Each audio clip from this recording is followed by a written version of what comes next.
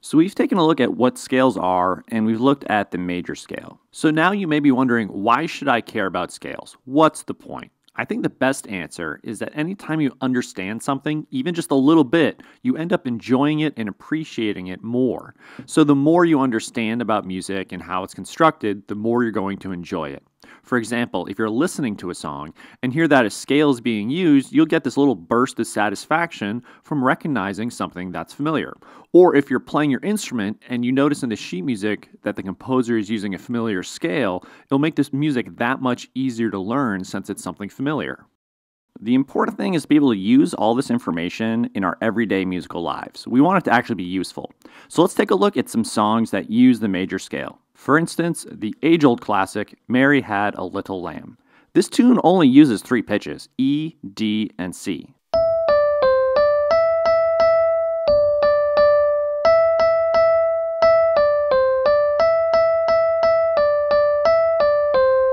So Mary Had a Little Lamb only uses the first 3 pitches of the C major scale. And even though those pitches aren't always in scale order, like first C and then D and then E, we can still look at this tune and realize that the composer is just using the major scale to write a melody.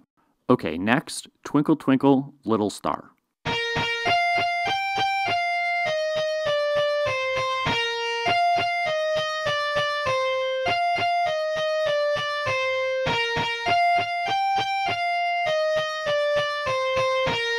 At first, you might not recognize that this song uses a major scale since it has that big leap between the first 2 pitches. But after that leap, there is a big, long, descending B-flat major scale right here.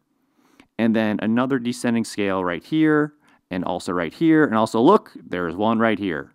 So be on the lookout for songs that use descending scales, even if they don't use all the pitches in the scale. Here's our last example. These are the first 4 bars from the Allemande in Bach's G major suite for solo cello.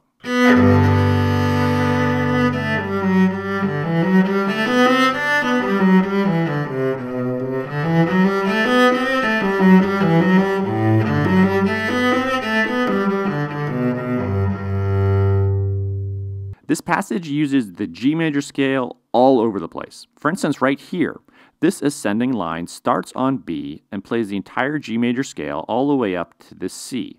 And over here, this ascending line starts on D and follows the G major scale all the way up to D, an octave above. So you might be saying, wait a second, isn't that just a D major scale? And the answer is no, and here's why. If we take the pitches and unscramble them, the only major scale we can spell from them is G major. If it was a D major scale, this C would have to actually be a C sharp. So sometimes a scale is hidden or it might be jumbled up. Also, Bach uses many small fragments of the major scale in this passage. So scales don't always show up all at once, so be on the lookout for small scale fragments. Okay, so let's wrap up. You should be on the lookout for scale motion, descending scale motion, and also look for fragments and respelled scales. Next, we'll take a look at the natural minor scale.